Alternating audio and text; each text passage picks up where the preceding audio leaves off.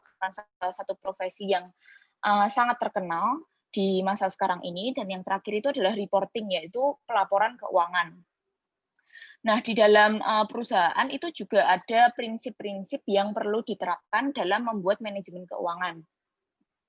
Yang pertama yaitu akuntabilitas. Jadi akuntabilitas itu adalah kewajiban moral dan hukum yang terdapat di dalam sebuah perusahaan. Jadi kalau di dalam perusahaan itu kita tuh harus tahu detail di mana sih dana ini diperoleh, dari mana, dipakai untuk apa saja, dan bagaimana cara perusahaan memakai dana tersebut.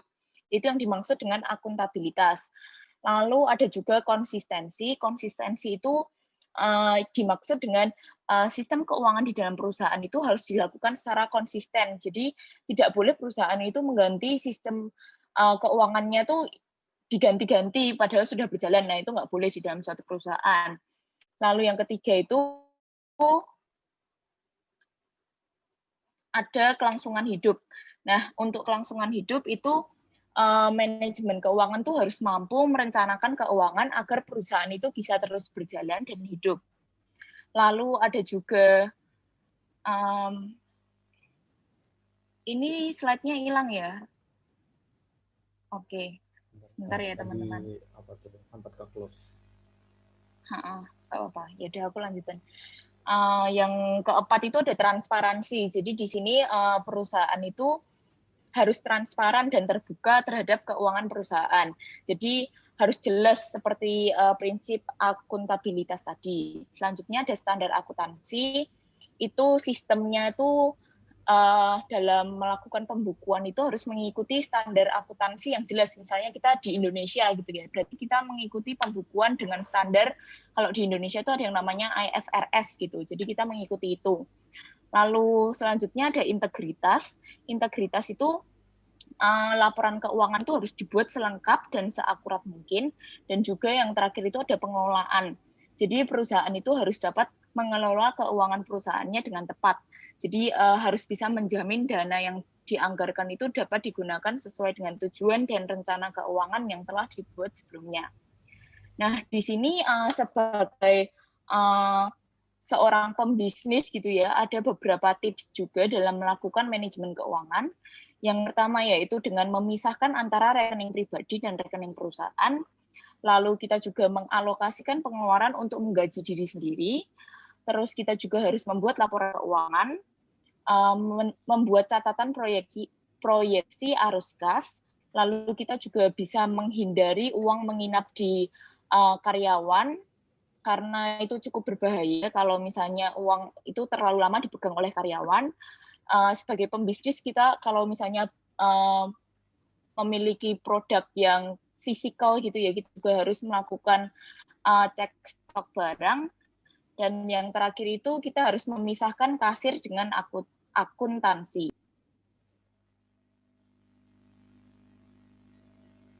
Nah, selanjutnya itu ada tujuan manajemen keuangan.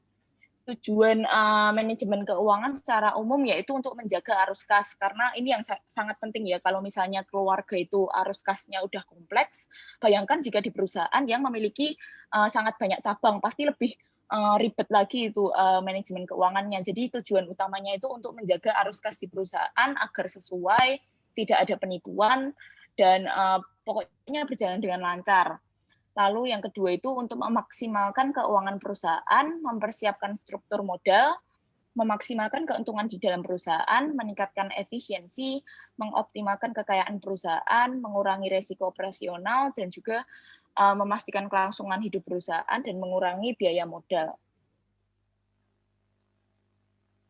Next. Nah, selanjutnya ini akan beralih ke topik saya yang kedua, topik pembahasan saya yang kedua tentang pentingnya membangun semangat berbisnis sejak dini. Di sini tuh saya akan menjelaskan kenapa sih kok penting bagi kita generasi muda itu untuk berbisnis sejak usia muda gitu. Kenapa nggak menunggu kita setelah selesai kuliah saja gitu. Jadi di sini ada kata-kata yang cukup memotivasi. Jika kita mampu sukses di usia muda, mengapa menunggu tua untuk memulainya? Ayo bangun mimpimu dan bersiaplah untuk terus membuat mimpi baru. Nah, di sini juga menjelaskan secara umum gambaran garis besar tentang topik saya kali ini. Next.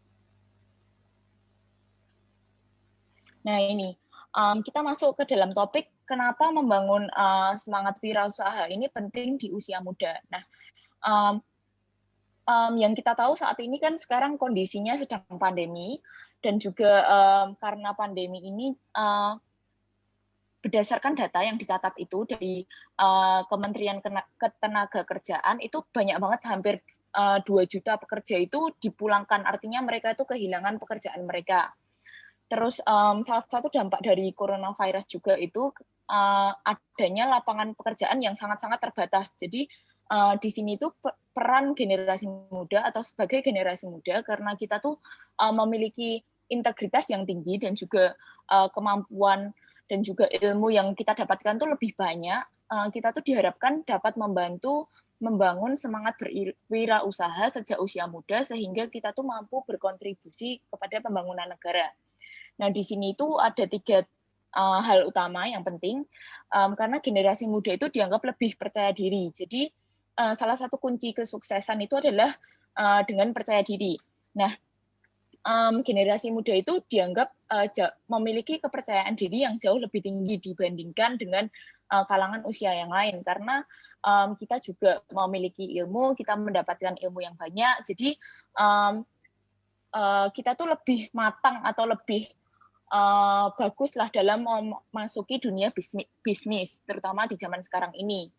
Lalu yang kedua itu dengan memasuki bisnis sejak usia muda itu kita tuh dapat belajar dari kegagalan. Jadi misalkan kita berbisnis di usia belasan tahun dan gagal, kita masih punya banyak kesempatan. Umur kita juga masih panjang untuk mencoba lagi berbisnis, bisa mencoba bisnis yang baru atau tetap mau mengembangkan bisnis yang sama. Lalu yang terakhir itu generasi muda itu dianggap lebih mampu untuk mengikuti teknologi karena usia kita kan tergolong lebih muda. Jadi kita tuh lebih memahami kebutuhan orang-orang zaman sekarang. Misalnya kita melihat kebutuhan mereka melalui Instagram atau Facebook, Twitter gitu. Jadi ini merupakan salah satu poin plus juga dalam kita untuk berbisnis, terutama bagi generasi muda. Next.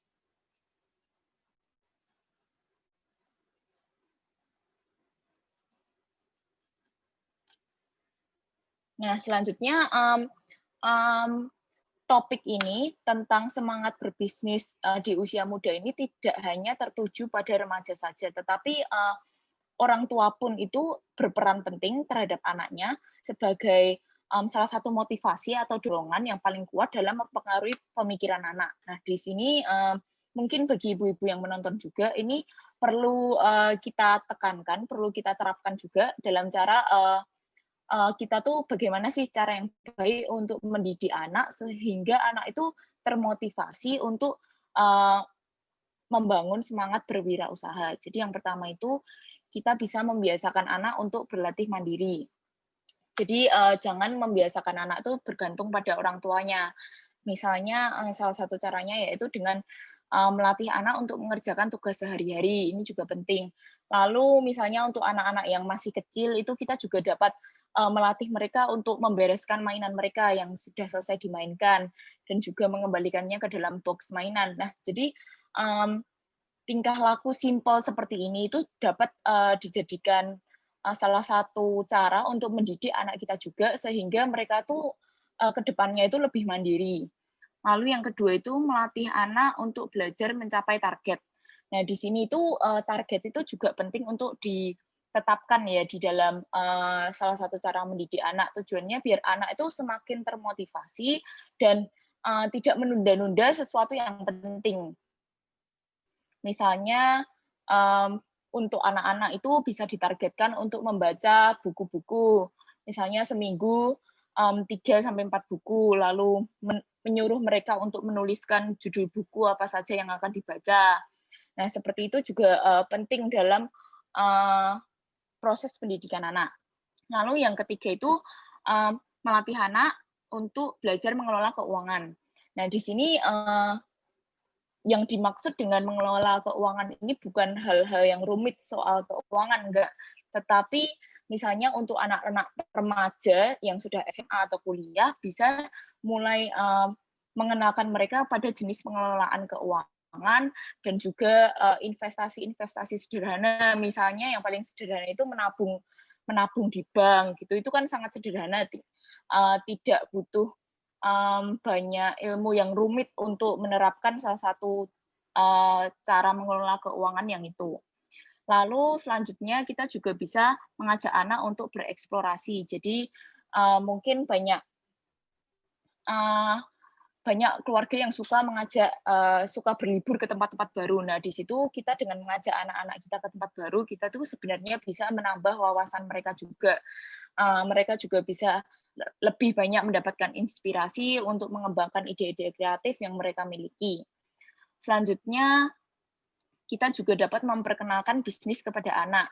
Jadi, mengenalkan bisnis kepada anak itu tidak harus secara teoritis gitu ya. Jadi kalau misalnya kita tuh, misalnya nih ada acara festival gitu ya, yang isinya banyak bazar-bazar. Nah, di situ kita bisa mengajak mereka pergi ke bazar, di mana ada di dalam bazar itu kan pasti ada transaksi jual beli yang berlangsung dengan beragam jenis-jenis bisnis yang menarik. Nah, itu juga bisa menjadi salah satu alat untuk membuka wawasan baru bagi anak-anak. Lalu yang terakhir itu juga yang paling penting itu untuk mendukung anak untuk mulai menjalankan bisnis. Jadi di zaman sekarang ini tentunya banyak anak remaja yang kreatif, sangat kreatif. Mereka bisa membangun bisnis mereka melalui sosial media itu dengan sangat bagus, sangat unik juga. Nah, itu sebagai orang tua ya alangkah baiknya kita tuh mendukung segala kegiatan yang mereka lakukan selama kegiatan yang mereka lakukan itu di dalam jangkauan yang positif gitu. Selanjutnya.